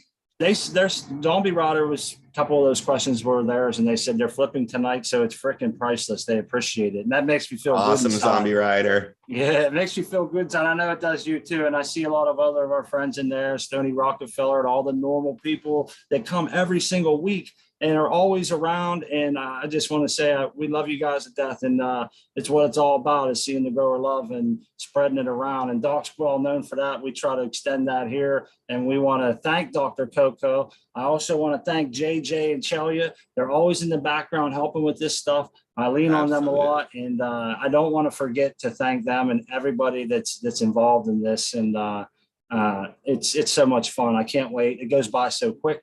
We hope everybody will tune in. This show went really fast. Yeah. I mean, we had a little bit of chaos at the beginning. Thanks to everybody for sticking through this sort of opening chaos. We're still getting used to doing these live streams. And let me just thank you and Crispy Spot. You guys are great hosts. It's really fun to be able to come over and just kind of chat about lights like this and engage with the audience and have a forum to kind of answer questions and do all of that. So thanks for setting this up. If you guys haven't already liked the show or subscribed to Smot's channel, please do that. I also want to remind everybody to head over to the deals and discounts page on Coco for Cannabis. We're giving away a $1,500 light tomorrow. And all you need to do to enter is put your email address, and you can follow some of our friends and get more chances to win. And that's all going down tomorrow. I think we're going to gather in the chat room tomorrow before Jordan draws the number, and kind of keep everybody's fingers crossed. So that's tomorrow, 6:00 our time, right at the end of the Growing with My Fellow Growers show that I'm on. Yes, hopefully everybody will come over and check it out. And I know that I say for everybody, like, this is great, man. Thank you for shouting us out, Doc. But, this is where my heart is, man, growing this plant and being able to learn more about it. And it's the lights, it's the physiology that you help us understand and all the different things. So, you know, and I know chat's the same way. I Their see heart some is in interesting this. questions. Yeah, man. Right here, you know. Right here. I want to uh, address this one. This is Go sort of for our it, side. man. So let me just jump in here. Is light on bud sides bro science? Sort of. Yeah, I mean, if you remove a leaf to expose the bud site to light, yeah, that's pretty much bro science, because like the leaf is going to harvest that light and put it into photosynthese and like make something out of it. The flower is not, and flowers will develop and mature perfectly wonderfully whether or not they're exposed to light. The issue that a lot of people run into, and the reason that this sort of rumor has persisted, is because if plants aren't getting enough light, then they will only prioritize the top flowers. So in a situation where you're underlighting the grow, you're going to end up with a lot of bud at the bottom of the plant that's larvae. That bud at the bottom of the plant is not larvae because it didn't get light itself. It's larvae because the plant didn't get enough light at sort of the top. As long as the plant itself is getting enough light, it'll be able to grow all of its buds out. The buds themselves don't need to get light. So that's my answer. So I want to get into Emmy's question. I think that's a great answer, and it's nice how you put the science there. And if you plan that through in your head, it really works out. It pans out, man. You know, and Yeah, if you try a lot of this stuff in your own grow, you'll see. I believe there's something to certain precision stresses, and that's for a whole nother show, Doc, that we're gonna have it to get is. into. And I agree. I don't deny that. But Yeah. the other side of that is there's a lot to be said for just keeping your damn plant happy the whole time. The whole time. And I think you should definitely become an expert on how to keep your plant happy 100% of the time before you start figuring out how you're going to strategically stress it. I think it was the American one and I that just had this conversation, as well as Crack Babies and Puffy on our show, that if you can keep your plant at its optimal happiness from beginning to end, you're ultimately going to have good synthates, good everything, terps going on, all this stuff, big bud growth. And, you know, there's a lot to be said for different aspects of humidity control and things, but these are all things that we like to get into and at different times. So there's going to be more shows, Doc. You know, you're always welcome on our channel. We enjoy this so much. So everybody keep your questions written down for other times. And unless you want to get into something else, Doc, I don't want to keep you long. No, I think that was a good way to end. I really appreciate the feedback from the audience, guys. You're a great audience and love having you in the chat. Love all these questions. Thank you again to Smart for hosting this. And we're going to keep trying to do after shows. We'll definitely be back on the Smart Poker channel. I'm not sure if that's going to be next, though. Like Smart was saying, we're going to try to spread the love around. Yeah. Be sure to visit me tomorrow on the Hemp with Gigi show. And I look forward to the next premiere, which will be, I think, in 2 weeks from today, although it always sort of shifts around a little bit. So stay tuned, but coming up in probably about 2 weeks, the Atrium Hydra 3200 for the 4x2. Yes, Doc has codes for these lights. For the different lights, have different codes for Viparspectra. So go check out the different codes and save yourself some cash. And Doc, we appreciate you coming on, and we'll go ahead and get signed off here. I know this is one, it's hard to end when all these questions are coming in, but we definitely going to come back next time. And thanks everybody for coming. Stop by the Sundays and Confused tomorrow at noon to 4. If you get a chance, we'd love to hear from you, tour your garden. And again, grower love from our home to yours. Yeah, grower love, everyone. Thank you again for being here. And thank you again, Smart, for hosting. You're welcome. Very, very welcome.